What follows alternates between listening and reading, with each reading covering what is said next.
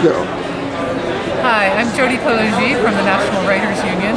We are the union representing freelance writers in all genres, fiction writers, poets, journalists primarily, academic writers. The average freelance writer in America makes less than $30,000 a year, with the median being around $16,000. Consequently, the average freelance writer in America has one of three things: a rich spouse, a day job, or a trust fund. The best of all is to have the last one, but you pretty much have to arrange that very far in advance. Most of us aren't up to it at that time. A rich spouse is a little easier to get, but most freelance writers have a day job. Let's skip to my favorite part about not writing for the New York Times because of the way they pay and handle the copyright. Publications such as the New York Times, the Philadelphia Enquirer, mainstream media in general, are demanding all copyright. The boilerplate language is all rights in perpetuity throughout the universe and all media now known as yet uninvented. So, for example, 10 years ago, I could write a book review, I could write a travel article for the New York Times, for the Philadelphia Enquirer, and get $500 for it. I could then sell second rights in markets in California, Florida, the Midwest, the South, and get another $100 each time it was published. $1,000 total for that one article. Now, they're demanding full copyright, and they're paying less than they used to, $350 say. Since they own the full copyright, I can't sell it anywhere else, even if I could sell it somewhere else. Do you know the name? Can you look up the name of every single person who's written an article for the New York Times? If you go to LexisNexis, you can typically find.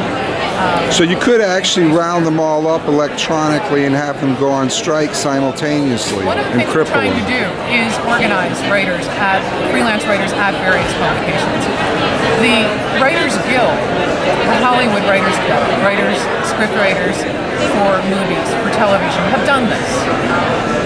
They have contracts, and they also work in tandem with the other unions, the stagehands union, the technical unions for various, the production unions.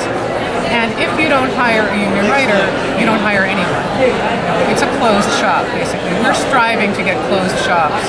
We're striving to get situations where if they don't hire union writers at newspapers, at major news outlets, that the staff people will go on strike. So we have good working relationships with the Newspaper Guild, and they represent staff writers at the major publications, and we represent freelance writers. Now, freelance writers, where should they go to find out more about this? More information is available at www.nwu.org. There you can hear about our benefits for members, but we have things that are of interest also to people that aren't members.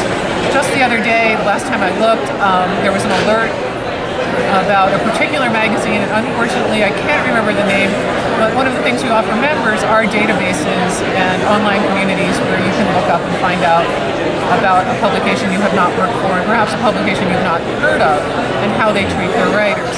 You can find out, for example, that they don't pay when they say they're going to, they don't pay what they say they're going to, and maybe they rewrite your article to such an extent that you're embarrassed to have your name on it. You can also find out, perhaps, that they're offering you $400, but they're generally paying $1,200. Can you go back and talk about that trend of the firing of writers and then magazines, major magazines? There's currently a huge downsizing trend among the mainstream media, particularly newspapers. They're losing advertisers, they're losing ground. You can talk to the Newspaper Guild perhaps a little more about how they're demanding profit margins of upwards of 20%, which in any other industry, such as retail, would be huge. But here they're complaining about 17%, 14%. Again, gigantic profit margins when viewed from the perspective of any other industry. As a result, they are making huge layoffs.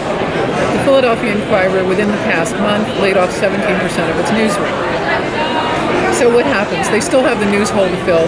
They still have something that they need to wrap around the advertisements, which they think is essentially really what they're selling. I mean, they're selling ads. They're trying to sell audience to advertisers. But they need something to wrap around it. So they're looking now at freelancers for content. So they fire the writers, who then become freelance writers. Who then become freelance writers, many of them. And work for less. And are working for less. And again, are working for all rights contracts, are losing control over their own work by giving up these by signing these all rights contracts.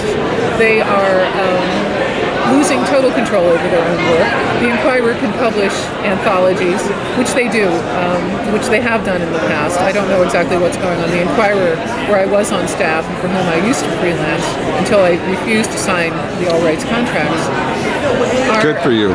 doing compilations of, say, their travel articles, which they can do without paying any extra to the writers, just as they can put material online without paying any extra to the writers.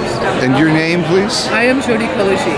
I am the Philadelphia co-chair of the National Writers Union, and I am here representing the Writers Union at the National Conference for Media Reform. Could you spell your last name?